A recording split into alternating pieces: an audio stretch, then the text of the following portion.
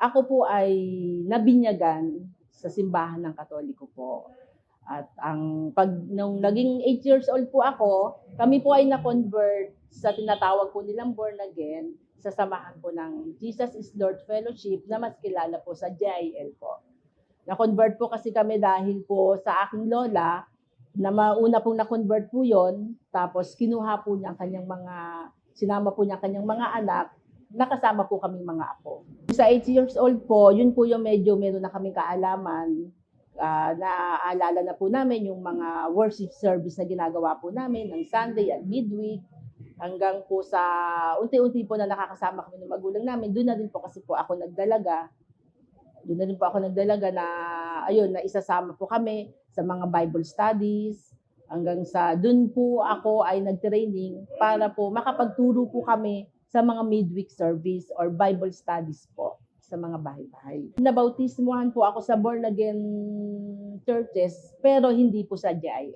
Basta po nabautismuhan po sa tinatawag nila na born again, kahit na ano pong sekta, ay pwede naman po kaming mag-workers o pwede kaming maging miyembro po ng JIL. Kami po kasi ay tinitrain po kami dahil sa pangangailangan din po na may mga makasama na makapagturo sa mga midweek, sa mga Bible studies po. After po ng 8 months po, yun po, i-assign na po kami kung saan po kami pwedeng mga bahay na naka-schedule po every week na magtuturo po kami.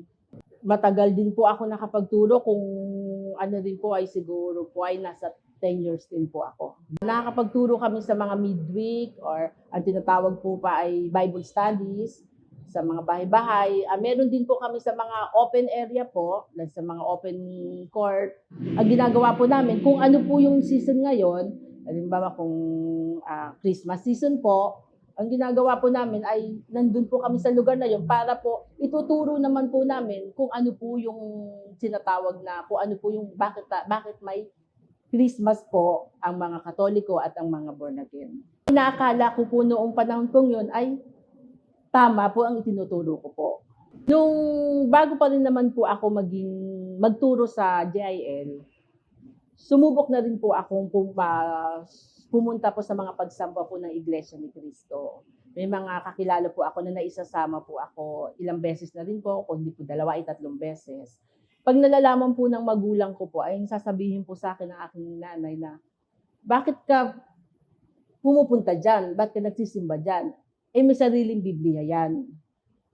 Yun po yung impression. May sariling Biblia yan. At si Kristo, tao lang sa kanila. Lagi naman po akong mga kaibigan na Iglesia ni Cristo po. May isa po doon na malakas ang loob na sinabihan po niya ako na, nagbabasa ka naman ng Bible. Bakit hindi mo basahin ito? Binigyan po niya ako ng talata sa Gawa 20:28. Binasa ko po yung talatang yon. Ang ginawa ko po ay tinext ko po yung elder po namin. Pina-explain ko yung sabi ko, paki-explain nga po itong Gawa 20:28. Ang sagot po niya sa akin, bakit? Hindi niya po agad ako sinagot. Di ako na po ang nagsabi sa kanya na, ang kawan ba ay ang Iglesia ni Cristo? Sumagot po siya sa akin na, opo, sabi niya sa akin. Bakit? Tinanong niya ulit akong bakit. Siguro po nagkaka-idea po sila na may kausap po ako na Iglesia ni Cristo. Pero yun, hindi ko na po siya sinagot. Doon ko po naisip na sumubok po ako magpunta sa isang lokal po. Kaya doon po ako nagtanong, saan ako pwedeng makinig? Saan ako pwedeng magtanong?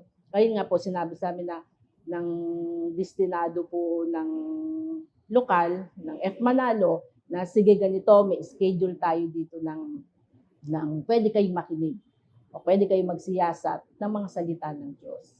Doon po ako nag-start po noon. Kung panahon po noon, naiisip ko rin po na bakit po kami kahit ordinaryong miyembro lang ng born again, nakakapagbasa kami ng Biblia. May Biblia po kami sa bahay. Bakit hindi po namin nababasa ang salitang Iglesia ni Cristo? inuobliga kaming magbasa, yun po lagi sa amin tinuturo na magbasa ng Biblia, ano mga kalagayan sa buhay, basahin lang ang Biblia dahil andun yung mga magpapagaan sa amin. Pero bakit hindi ko po nabasa ang Iglesia ni Cristo? Kaya yun po ang ginawa ko, dun po ako napaisip na tama po yung sinabi din po sa Biblia na hindi lahat po ay ipinasusumpong ang katotohanan kahit po tayo ay nagbabasa po ng Biblia.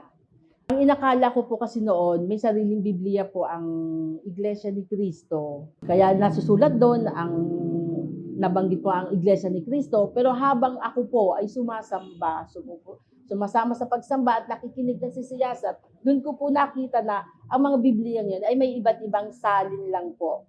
Doon ko po na nalaman na ang totoong kaligtasan po ay makikita lamang po natin sa pag-anib po sa loob ng Iglesia ni Cristo. Kung magsusuri lang po talaga, pag-aaralan po natin talaga, ay talagang wala pong makikita sa Biblia na ibang relihiyon na po pwede po or maliligtas po sa pagdating po ng ating Panginoong Jesucristo.